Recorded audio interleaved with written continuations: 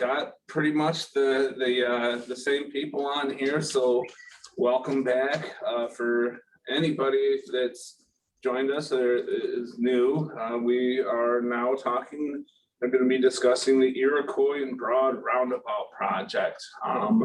This is a project currently in design phases. We have our consultants here with us, QK4 out of Louisville, Kentucky. Who's been working on us for this project and kind of overseeing, leading the engineering and design. Again, my name is Ben Anderson. I'm Special Projects Planner for the Department of Transportation. Sharon Ray, Acting DOT Director for the Seneca Nation. Hi, I'm Jerry Jimerson, Seneca Nation Planning Department, GIS Manager / Deputy Director of Planning. Happy to be here. And thank you guys all for joining us here this evening, especially with us having some nice weather outside. I appreciate you spending the time to jump online and hear a little bit about the projects that we're doing. So with that, I'm going to turn it over to Matt with QK4 to lead us through where we're at with this project. Thanks, Ben. First of all, it's always an honor to get to be able to participate with you all. And, we're really, really excited about this project. And it's been such a pleasure working with the Seneca staff. And, we've gotten to work with some folks from the state. We've gotten to work with folks from the city, met with some school board individuals last week. So it's really been nice to get some key input from a lot of different folks. And now we're hoping to get even more input tonight. What we're going to do is I'm going to run through kind of a PowerPoint presentation. As I go through it, if you have questions, leave them in the comment section, because I've got another device that I can pull up where we can go in and key in on specific areas that may not be included in the PowerPoint. So just kind of list those as we go down through here. And we'll hopefully be able to show you any feature you like, so we can obviously address any questions you may have and get your input on how things might be improved, or things you like, things you don't like, things like that. So with that, I'm going to go ahead and see if I can share my screen here.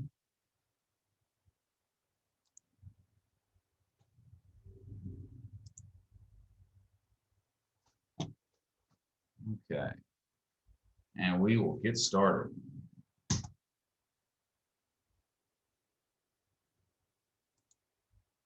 I think.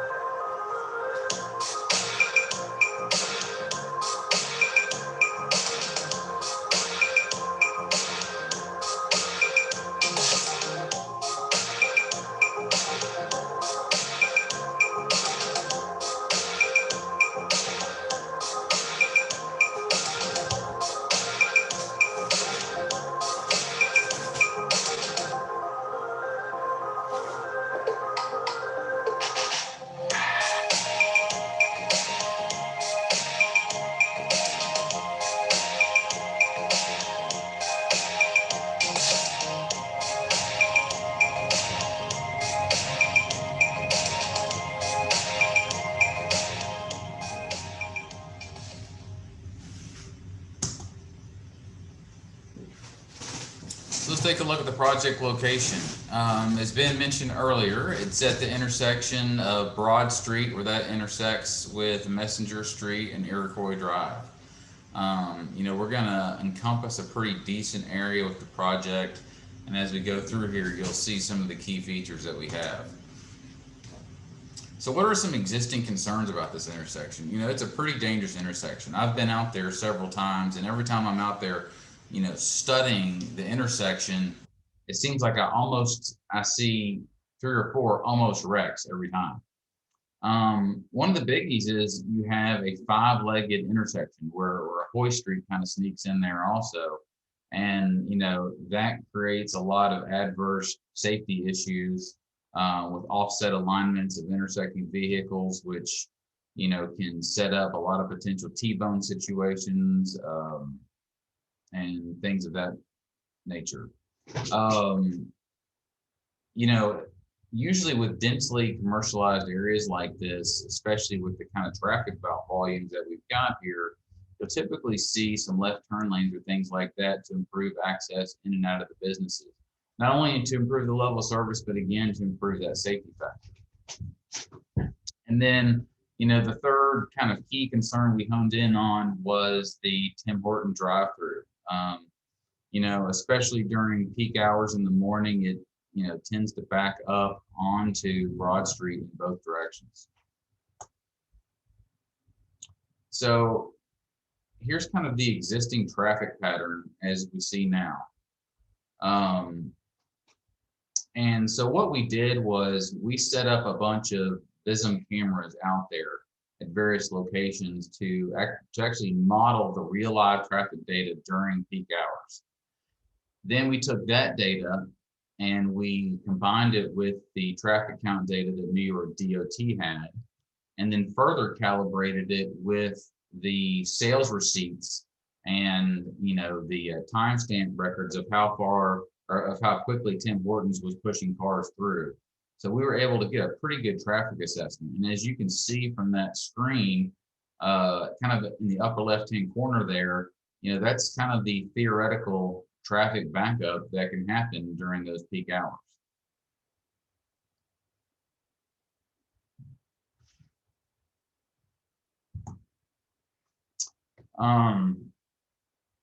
To non-engineering folks, this is kind of a boring slide, but this kind of shows what the peak hour traffic is. So you can see those, if you look on the right screen, that 34 cars turning left against the 311 going straight, that's obviously where we're going to have a big issue. And the same with the 23. So what's the background of the project? Back in 2019, the Seneca DOT and us, we helped put some exhibits together for the DOT to try to get a grant under the Federal Highways Travel Transportation Safety Fund. Because of the really good work that Seneca DOT's grant folks did, in 2020, they were awarded the safety grant. At that point, they put out a request for proposals, and I think several firms submitted, and we were lucky enough to get awarded the design. Here we are in 2021, where are we at now? Well, we initially studied 3 different concepts and met with tribal council, and again, met with city, DOT folks, the school, and kind of came up with a consensus alternate that we're gonna share with you all here. So, what it ended up being is, we didn't end up choosing alternate 1, alternate 2, or alternate 3. We kind of picked, we like this from alternate 1, we like this part of alternate 2, and we like this piece of alternate 3. And that's kind of what we came up with in our consensus alternate. Project scope to date. We completed the project programming, which is kind of determining what the needs are for the project and the site evaluation. We finalized all the field surveys and aerial mapping. We had preliminary discussions with all the local businesses who may be affected by this. We have coordinated our conceptual designs with New York State DOT and gotten their comments on first our 3 conceptual alternates, and we've also received comments from them on our, kind of quote preferred alternate. As I mentioned earlier, we did complete the existing traffic counts and proposed traffic analysis. We developed the 3 roundabout alternatives that, satisfy the FHWA grant. It's important to note here that the grant is specifically for the inclusion of a roundabout. And then we did kind of preliminary cost estimates of what those construction items may be. for those of you who aren't really familiar with roundabouts, you know, for me, I've always been a safety guy myself. And I think this slide really encompasses, you know, what the safety benefits are. You know, so you can take away all the freedom of movement, safety, and things like that. But you know, what happens when accidents happen is two conflicting vehicles. So if you look at the two images on the left, you've only got 8 points of total conflict. You've got 4 diverging points of conflict and 4 converging points of conflict. Now, if you look at a standard intersection on the right, you've got 32 points where you could have an accident. So, you know, that's a pretty good graphic. Now, if you look over on the right, what are we close to here? Well, we're close to a school. The kids need a safe way to walk home from school. A standard intersection, as the one on the right, shows 16 points of where a kid might be able to get hit at that intersection. On the left, it shows only 8 points. So we reduced that in half. And also, you can see the distance that the kids would have to cross the interstate or the roadway is reduced by half because they don't have to go all the way across. They just have to go to that refuge island in the middle. So there are a ton of safety benefits of that as well. As far as key features goes, what we're going to do is look at a couple fly-through videos. The first one is kind of Broad Street. This is headed from west to east. So we are on Broad Street and approaching Tim Hortons off on our right. I know it's probably shaking you with you all going online. I tried to slow it down as much as I could so you'd be able to capture it. But like I said, after we get to the end of this, we'll be able to zoom in on any features that you want to see. One thing you will notice is, and this is something we'll talk about later, is where the Dollar Tree and the Cattaraugus County Bank are, there's only one entrance there now instead of 2. And that's because the Dollar Tree entrance was just too close to the roundabout. You can't have an entrance or a driveway inside the intersection proper there. And here we'll go take a look at Iroquois Drive and then cross over into Messenger Street. You'll see we made some modifications here that we'll talk about in a minute. Added some additional exit points. And then we're gonna skip over Broad Street and go down Messenger Street where we've got Tim Hortons there on our left. And behind that is Parkview. So what are some key features? We talked about all the safety aspects of the roundabout, and one of the things that we discussed, especially talking with the local businesses like Dollar Tree and Parkview and things like that, is to be able to provide turning movements in every direction for a WB67 vehicle. Now, what is that? That's pretty much the large of the semi trucks. So obviously there's lots of deliveries in the area, and so we wanted to make sure that they had plenty of access. So what you'll see is some striped lanes there, and then kind of on the corners you'll see some diagonal striping where those aren't really travel lane areas, but that's kind of like a little refuge area for the back wheels of the semi to go through. Same thing with that kind of red shaded area in the middle there. So that's so the big semis can make their turns and not get over into the grass median, but the cars would stay kind of on that black section.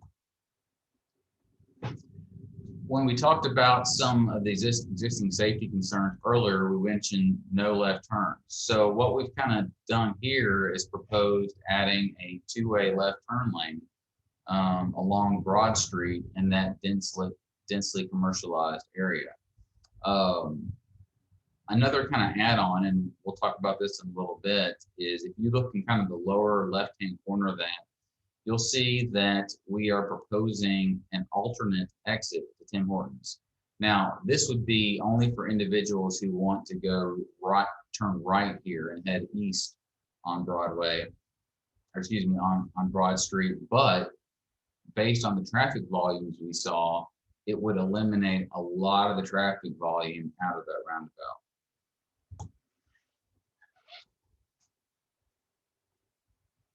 As everybody knows, this is the Broad Street corridor is a pretty significant bikeway. And so they, right now, New York DOT through most of Broad Street is, proposing dual use as far as vehicles and cyclists using the same lanes. Once you get into our project, what we've done is we've shifted the bikers off to the right side of the road, except once you get into the roundabout. We don't want bikers riding their bikes through the roundabout. That's too many chances for conflict, too many chances for people to kind of right swipe a biker. So while the standard sidewalk width is 5 feet, what we do is in the area of the roundabout where they kind of get in and off is we widen that sidewalk out to 10 feet. As I mentioned during the drive-through, the Cattaraugus County Bank and Dollar Tree are going to have a combined, kind of in and out point. That didn't seem to be a huge issue with the folks that we talked there. And, based on all of our traffic counts of the vehicles going in and out of there, the vehicle volumes are so low during peak hours, it's really not going to affect any performance issues.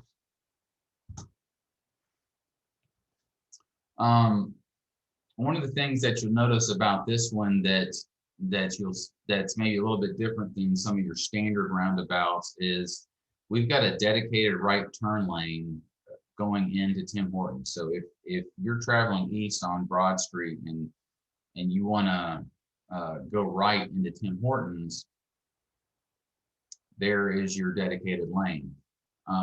During that initial video that we had when we looked at the traffic backing up, as you all could see, most of it was backing up onto Broad Street on that side of the road. So that's why we've added this to help provide some of the relief in that area during especially busy mornings when things like that may occur.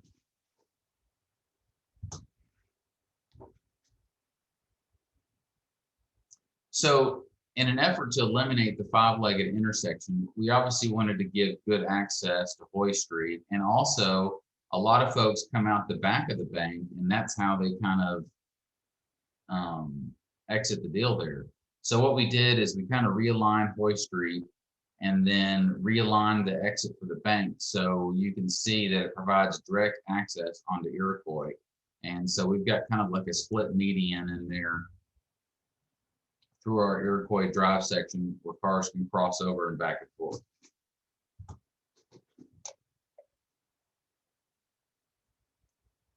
It was noted during our discussion with some of the city folks, along with some of the school board individuals, that at times, especially when they're having big events at Veterans Memorial Park, that vehicles do back up onto Iroquois Drive, turning right. And obviously, we don't want to block any school bus access or parental access getting to the school. So we've added dedicated left and right turn lanes there. You'll notice that, right now, that section is about 20 feet wide of pavement in both directions, yet it's only a 1-lane section.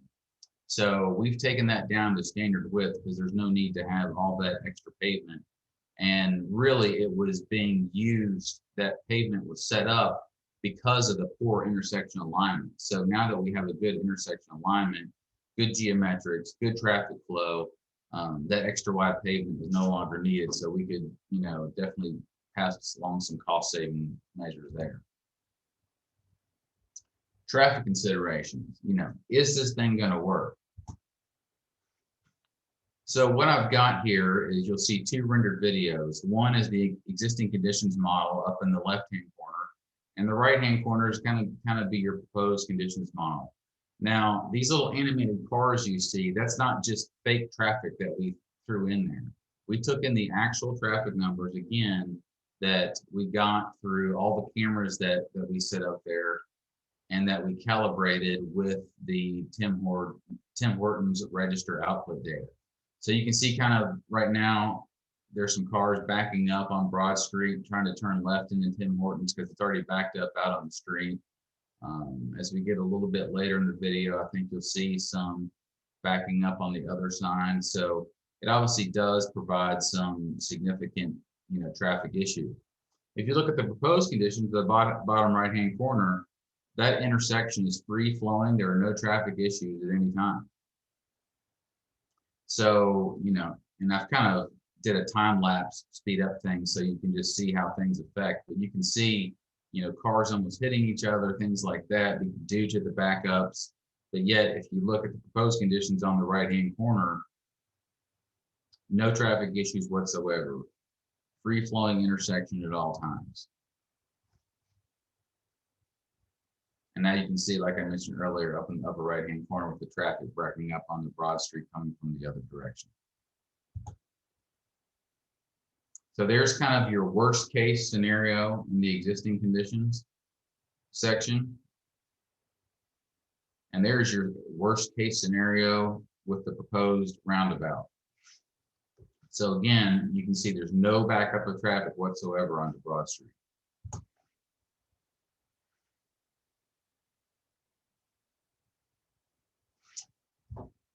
Level of service analysis. So we measure level of service just like we did in school, A, B, C, D, E, F.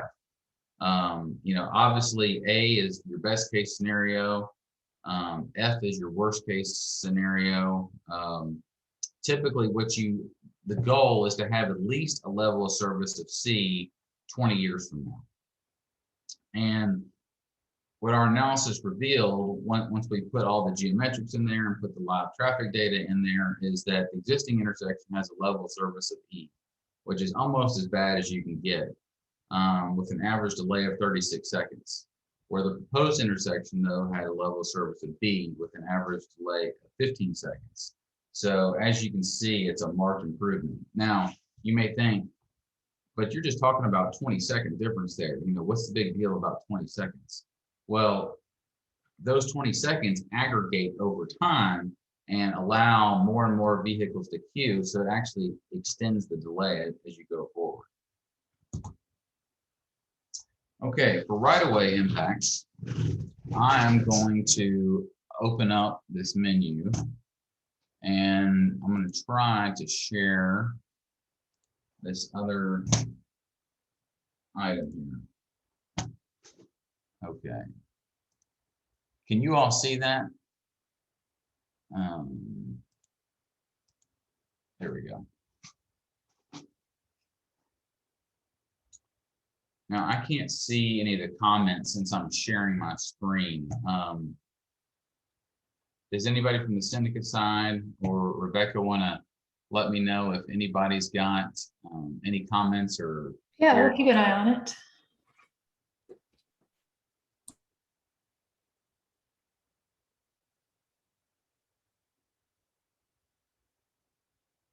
So you can see here that we're not really taking much from any parcel owner, except that the nation has decided to acquire this property in the upper left-hand quadrant. While we are extending things into Dollar Tree here, what we've done is we've used the width from Hoy Street that we're taking away to actually give them more width back here than they had before. So it works out kind of nice. Here's that kind of dual exit at Tim Hortons that I mentioned earlier.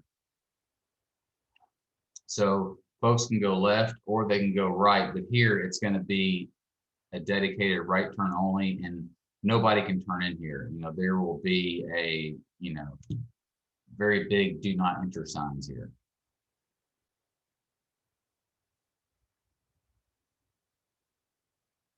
We've got a proposed crosswalk here because this is where the DOT wants to put the proposed crosswalk, kind of across from Veterans Memorial Park right now.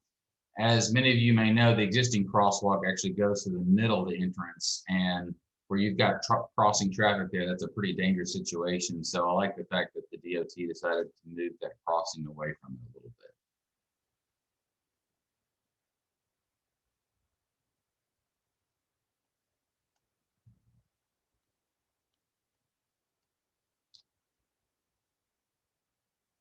Now, just as kind of like a little nerd fact about this project, what we've done here is, right now, Iroquois is a very straight road. So, why do we put this curve in through here?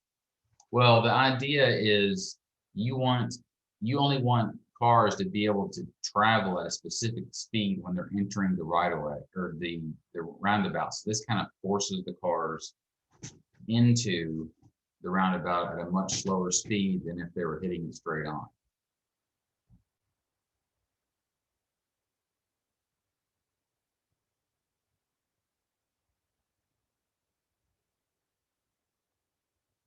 Rebecca, do we have any comment questions? Nope, you are explaining everything delightfully. Good work. All right, well, with that, I'm going to open it up for any general questions or comments.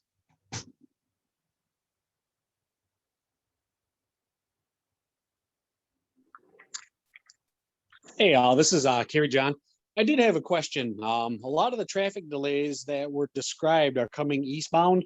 I was curious to know about the traffic delay going westbound, turning into Tim Hortons, because that happens quite regular, especially in the morning time when you have school bus traffic and other traffic going into the school system. Right now, the way it looks to me is that, and on this is a good slide to look at, there's no way for traffic to not get stopped or backed up in front of the Dollar General or directly in front of the Tim Hortons. If somebody's trying to turn left and there's that backup in the turning lane coming eastbound, there's no option. So I only see a backup on the traffic going westbound. How do you address that? Go around the circle, buddy. Yeah, And just keep going around the circle, or what? Like National Lampoon's circle, circle, circle, circle? Or what do we really do here? What's the real answer? okay, just to make sure I understand what you're saying here. So up is north on this image right now. So can you explain that again, what your concern is? Right now, if you're coming westbound, and in this model, you're approaching the traffic circle. Correct. If you have that backup in the eastbound lane going to Tim Hortons, and there's a westbound car who wants to go into Tim Hortons, what's their option? I see people stopping at the crosswalk in front of the Dollar General and waiting to take their turn to get into Tim Hortons, essentially blocking the entire roundabout. Well, our traffic models didn't reveal that backup because of the fact of that right turn lane that's going eastbound as providing some additional storage. But they would have to be backed up pretty good in the roundabout for that to be an issue. And we just haven't seen that with any of the models that we've run. And well, I'll explain it. I mean, I see it in the morning time. right. Whether I'm dropping kids off at school or whatever it is, between that 7:30 or let's say 7 a.m. to 8:30 a.m. window, there is traffic that's backed up eastbound. There might be 2, 3, 4 cars waiting to turn right to Tim Hortons. But what happens is westbound, there's a car or two in the westbound lane waiting to turn left into Tim Hortons as well. Right now, we can get around them. There's that right turn lane where we can get around those cars that are waiting to turn left, essentially turn south.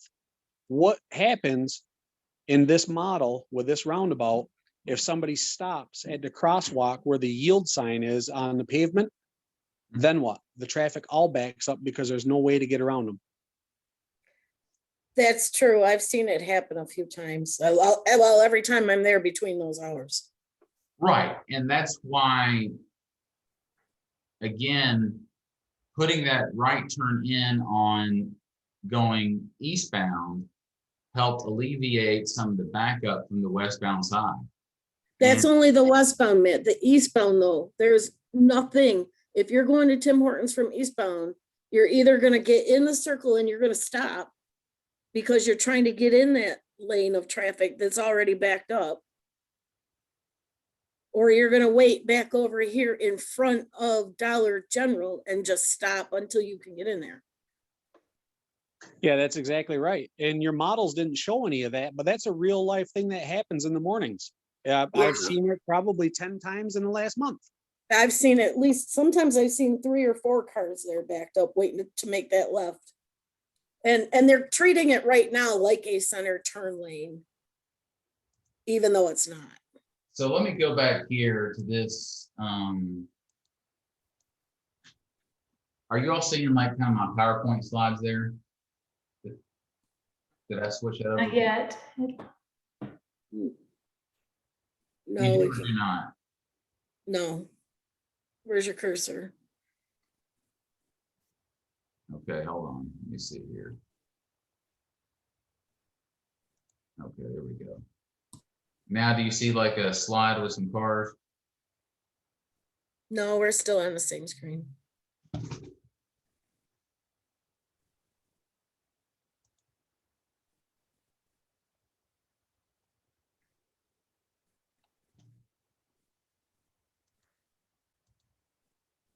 Let me do this. I am curious whether you can't fit two lanes, say on that south leg, two lanes in there to merge together, where the backup is, instead of just having the one come in there.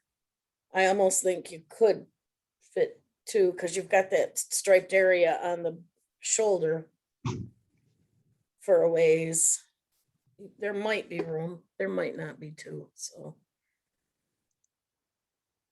Okay, do you see the PowerPoint now? Not yet.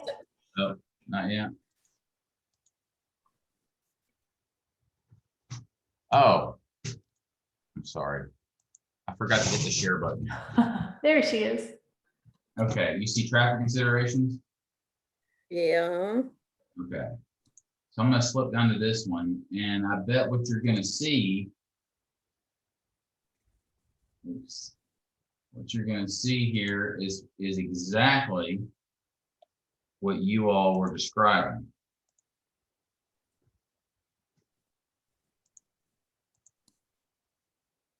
I'm gonna skip forward here. So you see cars trying to stack up on the left.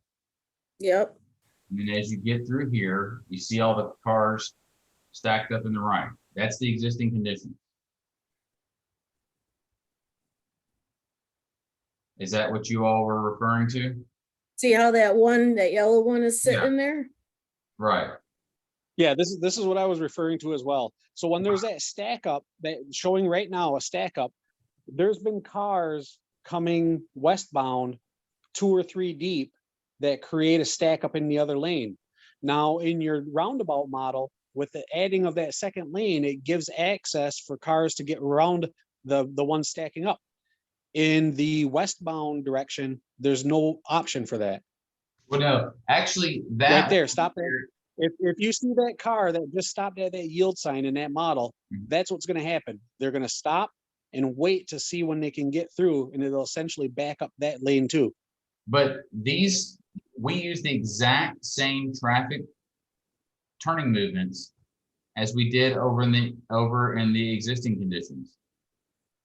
And the efficiency of the roundabout, because not all these cars are going into Tim Hortons. You know, you've only got 300, you've got 300 plus cars going straight, and you've only got 30 cars turning right in an hour.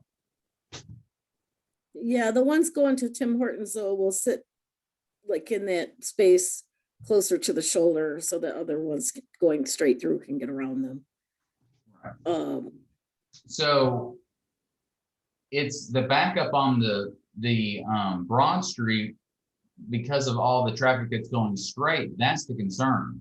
So No, why we have the concern was coming from the other end, coming from the other side, is the people Right. that are currently taking that left. Right.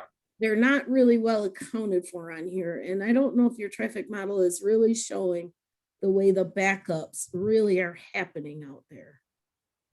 And I agree with Carrie.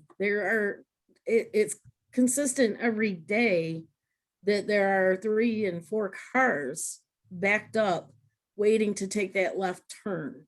Right. Just like we had right there. Right there, yes. And So now, when they approach and say that lane coming from the other direction is already full, what's gonna happen? Okay. What are those people gonna do?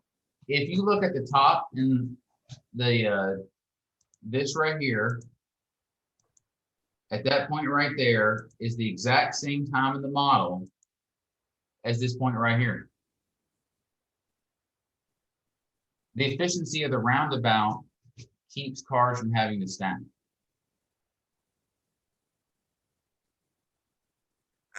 I agree with that to some extent, but Remember, The, you've got, the model is wrong, is what I'm seeing. You showed the stack in the left side of the existing condition picture, but you didn't show the stack in the right side of that condition picture. because there, That's the problem. The problem is you're gonna get stacked up traffic in both directions.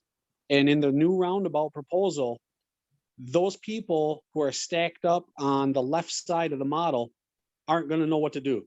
They're gonna either get in a traffic circle and block the whole entire traffic circle, or they're gonna stop at that yield sign, which essentially stops traffic moving that direction. That's the problem. And we all know how people drive.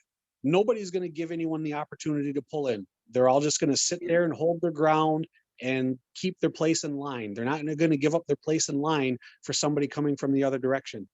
So the problem is, heading west, you're gonna get that backup with no alternative to go around them. Right now, in the existing condition, you can go around them. but what if there is no stack as a result of cars being able to go through?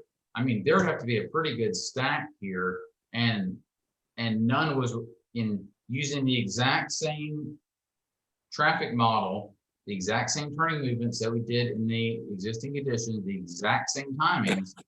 At no point in this model was anything ever, I think that's the worst backup right there. Matt, does this option show the dual lanes for Tim Hortons driveway? No, we've taken that out for this model.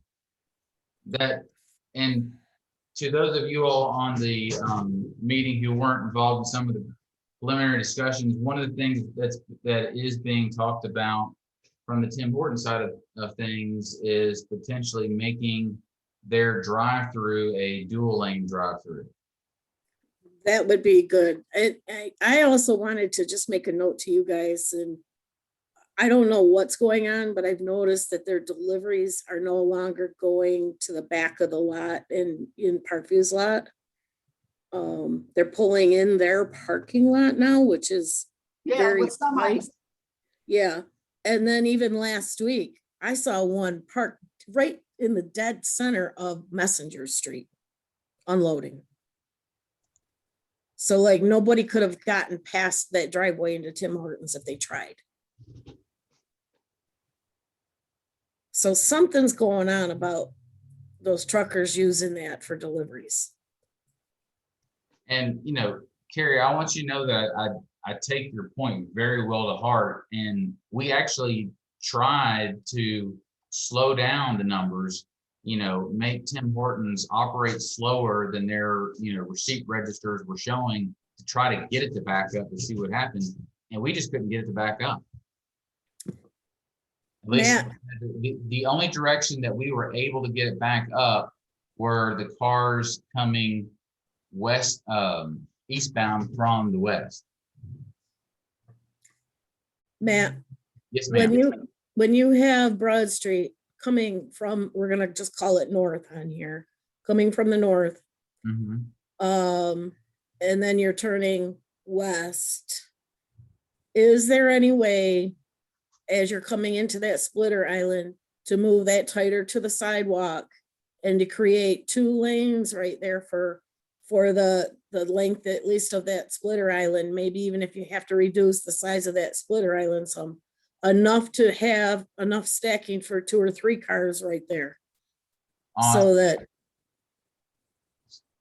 Can you see my cursor moving around? yes, Okay. that's Yeah, not where I'm that's talking about. exactly where you'd need. I'm a second talking lane about there. on Messenger Street. Okay, Messenger Street is about as tight as we can possibly get it. Unless this property owner really wants to, you know, give up some space. We've almost got a full lane here because of where we've accommodated for the truck turning movements here. Okay. You can't possibly make 2 lanes there where they merge through there. So that, because you don't have trucks pulling in there all day long. No, You no, know, there's like maybe 3 a day or 5 a day or something, and they're not usually at those peak hours. right. I mean, that was just in there, Jody, just so they could actually physically do it. Right. Like, But if there's enough room in that part right where you were to mhm, actually have 2 lanes so that they actually merge, not right at the roundabout, but further down toward the driveway, we might be able to eliminate some of that concern about people sitting in the roundabout from coming from Main Street. okay. Well, we will take that comment and kind of bounce it around as a team and talk to the New York DOT folks, because I want to, I want everybody's traffic modelers to be on the same page. Again, we tried to slow traffic down. So we actually made Tim Hortons operate less efficiently than they really operate. The other question I do have is, when did you do your traffic counts?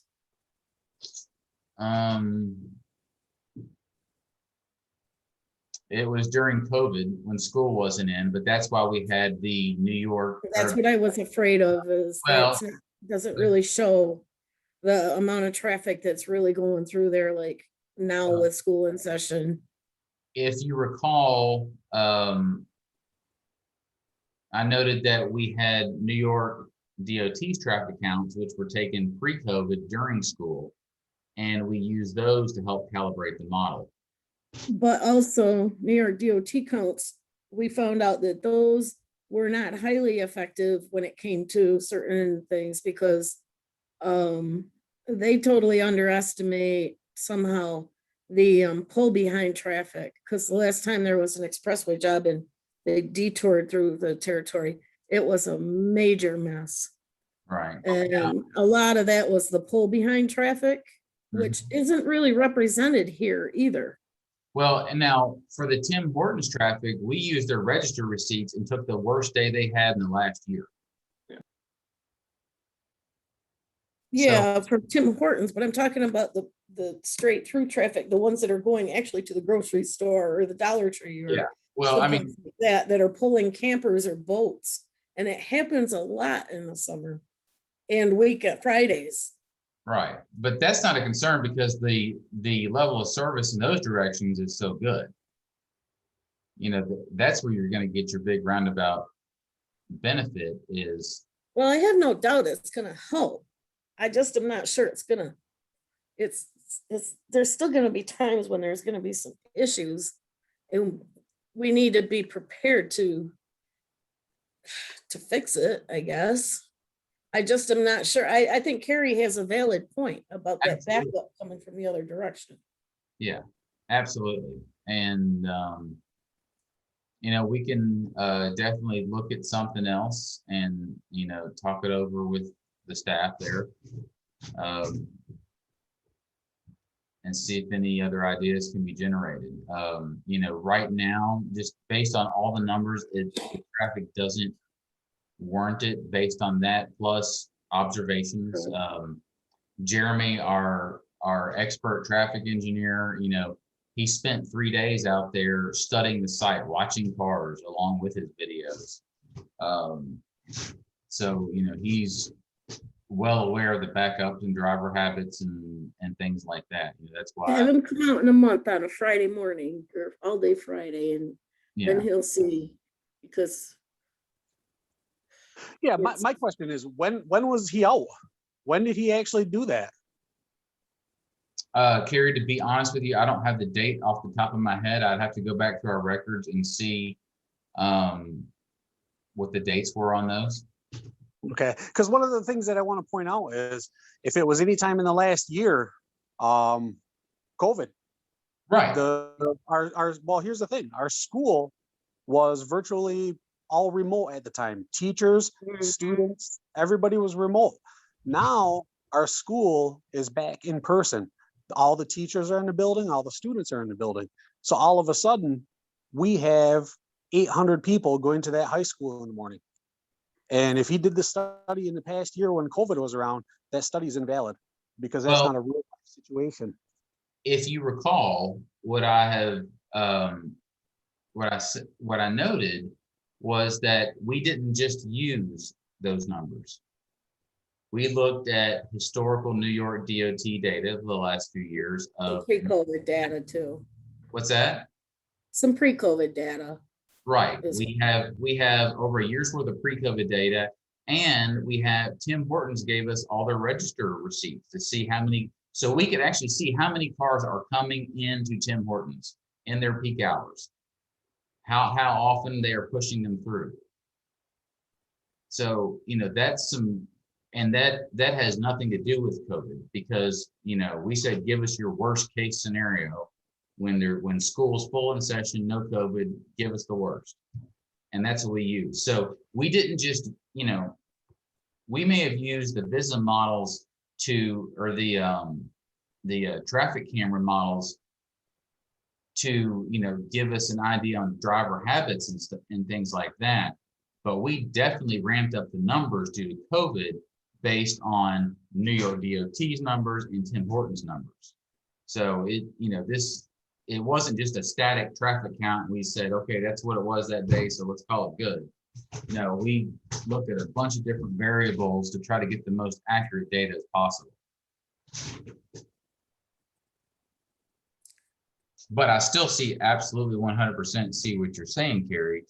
And what I'll do is I'll talk to my traffic engineer and see if we can't try to maybe slow down Tim Hortons more than we've had him slow down to see if we can, you know, get it to back up into the roundabout from that direction, and see what happens there. Does that sound fair enough? If I can get him to slow down Tim Horton, you know, and instead of pushing them through, you know, on an average of 90 seconds a car, if I push them through, you know, I say, okay, set it to like 3 minutes a car. Say they're having a really slow day. If I can get them backed up in there, would that satisfy you, Carrie, as far as seeing how things would react if Tim Horton was having a really bad day and it did get backed up into there? Yeah, I mean, that's fine. What I plan to do is I'm going to probably stop in and talk with Sharon in the morning. And, you know, I'm just going to take a pencil to a pen or paper and just draw exactly what's in my mind, because I don't know if we're still fully understanding what I'm talking about. But yeah, that's fine. Like I said, I'll get with Sharon first thing in the morning. Okay, and you know, if you want to Teams me in on that or something, so you can draw and I can see the screen or whatever, so I can make sure I'm understanding exactly what you're thinking. Good idea. Yeah, that would be a very good idea. Yeah. I've got an 11 o'clock meeting.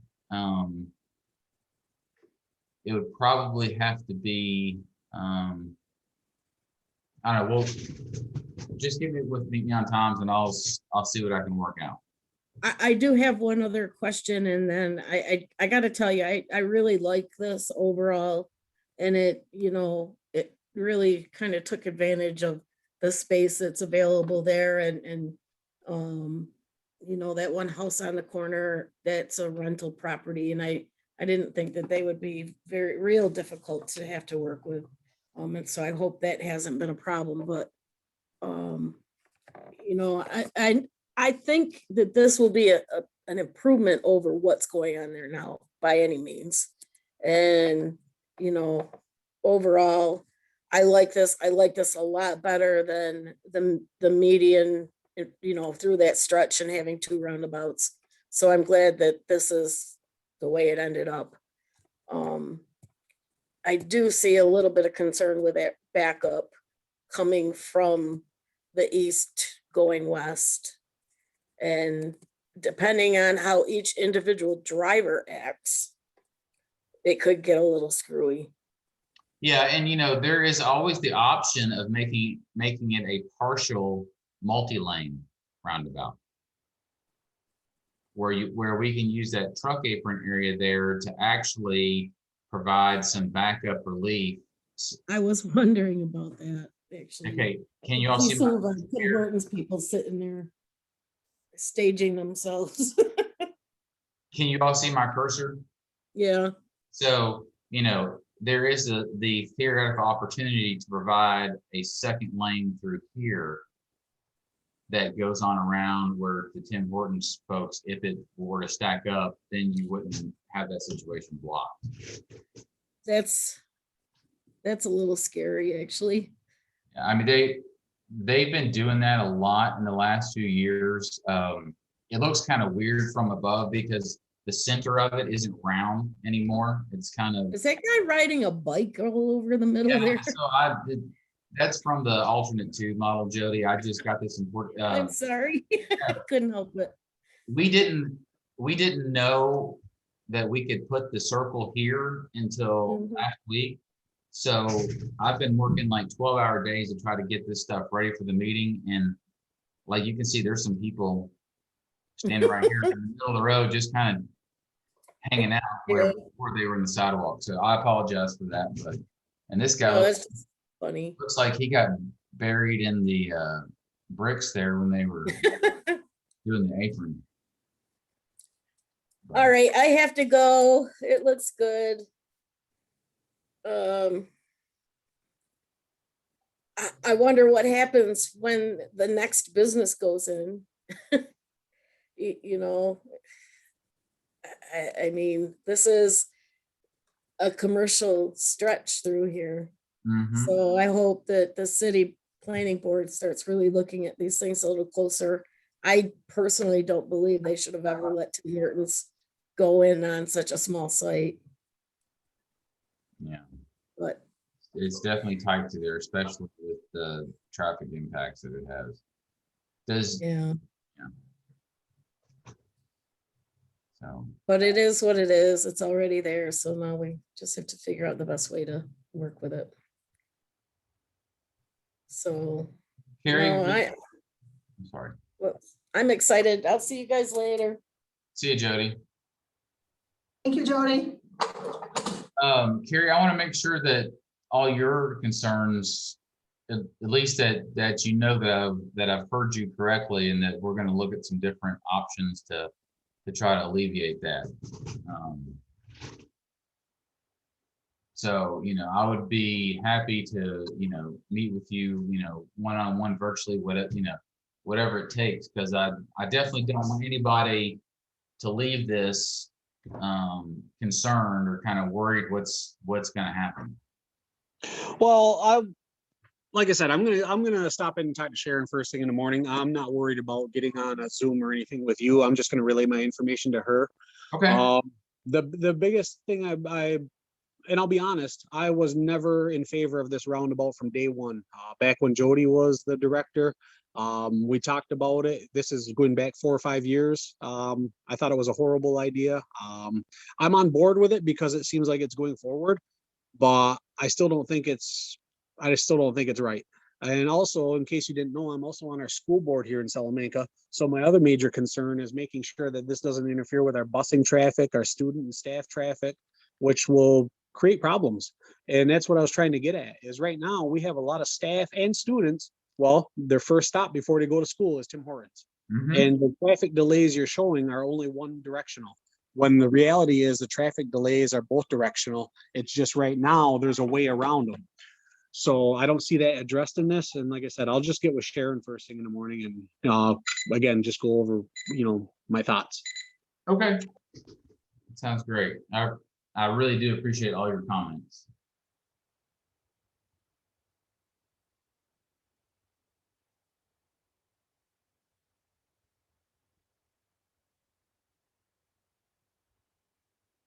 Any other questions or comments? There's nothing in the chat panel still. All right. Well, I want to thank everybody for joining us. I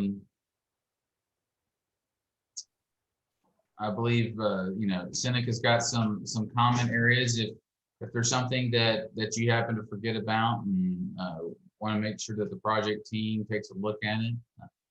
You know, we work right along with the Seneca Nation DOT folks, step by step, and, you know, each decision is weighed very carefully, and we don't do anything without their approval, so. Ben, Sharon, Jerry, do you all have any kind of sign-off comments or anything that you want to address? No, we're actually really good. I think that both our discussions went really well there. I think that there's some definite options for addressing kind of Carrie's concerns. And you know, once we have that discussion with him directly, that maybe we can clarify some of those things. But otherwise, you know, we were really happy with where things are at. And I think that, you know, in everyone's participation, mostly the people that we have on here were, you know, attended both our earlier session and this one. So thank you guys. Thanks for all the comments. I know Jody logged off, but, you know, I always appreciate her input. So I think good job. And it's, you know, we'll keep chugging forward. So thank you guys. And Sharon, did you have anything to add? No, I'll just speak with Carrie in the morning, and we thank you for watching our presentations. All right, have a good evening, everybody. Thank you. Thank you.